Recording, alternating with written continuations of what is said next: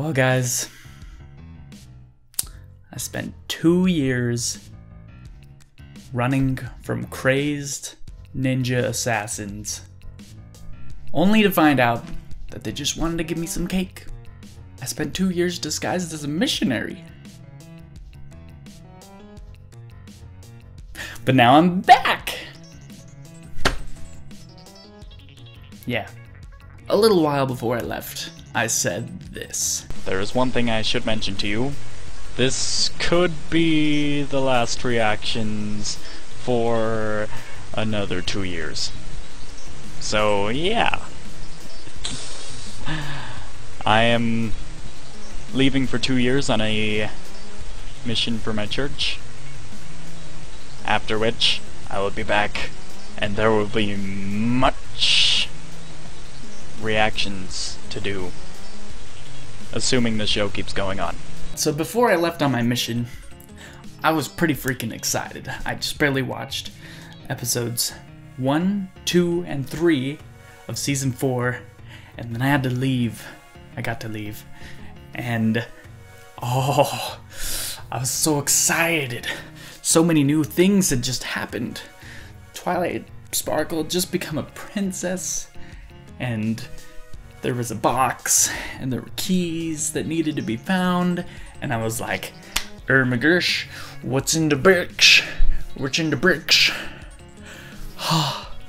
And it was just super exciting. It was an exciting time, and a lot of people didn't really like the whole like Twilight's a princess thing, but I was pretty okay with it. You know, I thought it was pretty good. Honestly, I don't even remember what my initial reaction was. I think after hearing about Twilight becoming a princess, I was like, you know, if they're keeping the same style of the show and they're not changing anything, then what's the big deal? So that's been my take on it. And so far, my take has been correct. So I got back from my mission in December 9th. And since then, I've had the opportunity to watch all of the episodes in Season 4. And holy crap, it's so amazing. So many coolness things. All the songs, the plot, all the character developments. It was amazing. I loved it. I loved it all. I loved all of it. Even though there are a couple of things I have to nitpick, I still loved it. Here's a couple of thoughts that I had about the season.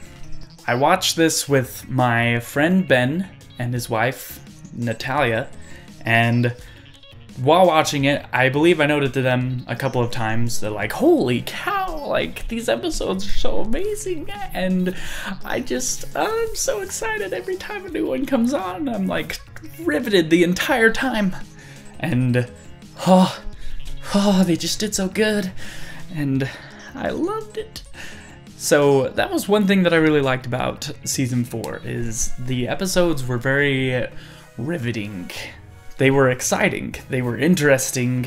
I was able to keep my attention span through, I think I lost my attention span once that I can remember.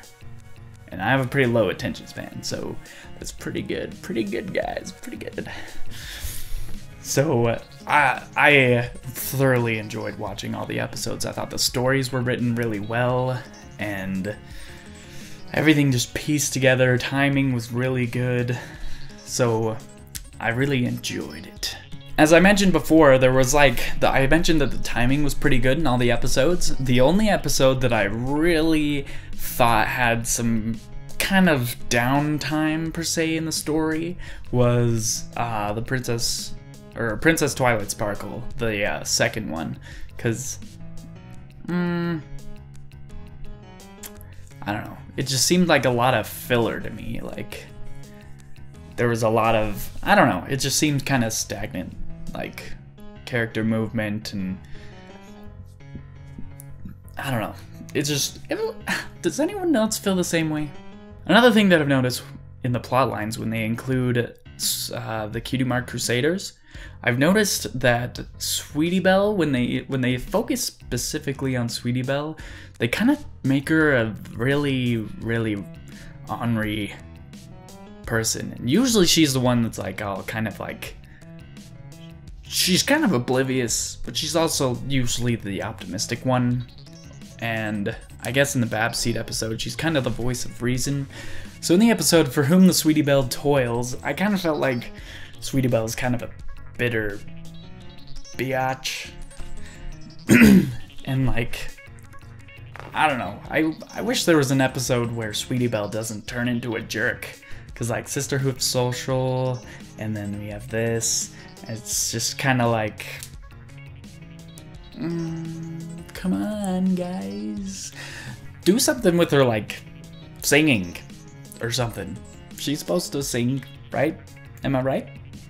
Another episode that I was thinking about was the Power Ponies episode, which I'm very mixed on because it was... It's a Spike episode, kind of, but not really. And like, I don't know how many other people feel the same way, but Spike episodes, they're the only episodes I get kind of annoyed by. Because Spike always just kind of turns into like a brainless person, brainless dragon who doesn't really understand anything. But then in other episodes, he's like the voice of reason. So, what the freak?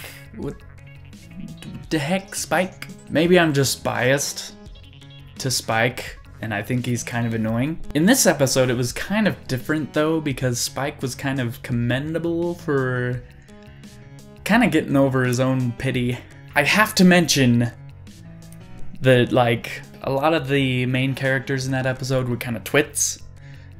And they didn't know exactly how to do anything. Like Twilight had like super magic powers, but she didn't know how to use them. She's the element of magic. Come on. Like, I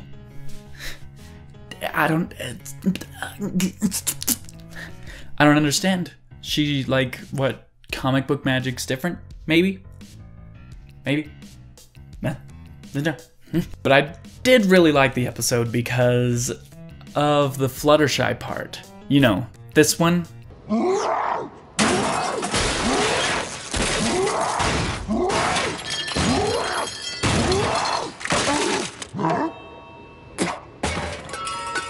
Yeah, that's the one. That's the one that everyone probably thinks of, because holy cow, Fluttershy flips out, and it's super awesome, and it's just, oh, I don't know. This episode is so flippy floppy in my brain because it's like it was one of the moments when I was like, dang, this show has come so far because Fluttershy is just beating the crap out of this machine. And everyone's just like, oh, what the? Those are a couple of plot things I kind of nitpick, and I also like. Especially the end of the show. Not the show. The end of the season. The last episode was... it was amazing. T-Rex was a perfect enemy. Like, I feel like they could have gone a little deeper with him, but at the same time, it's like, dude, they should create like a villains league. Cause apparently, like, Discord and T-Rex knew each other pretty well, good enough to know who they were. They're probably like acquaintances in college along with Lord Schmooze. Yeah.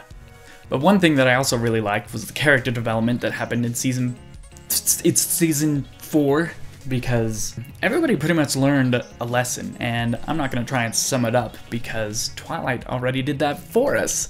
Go for it! I've been reading our journal, and there's something interesting about the sections that Discord bookmarked. I found that each of you has had to face a situation where living up to the element of harmony you represent wasn't easy.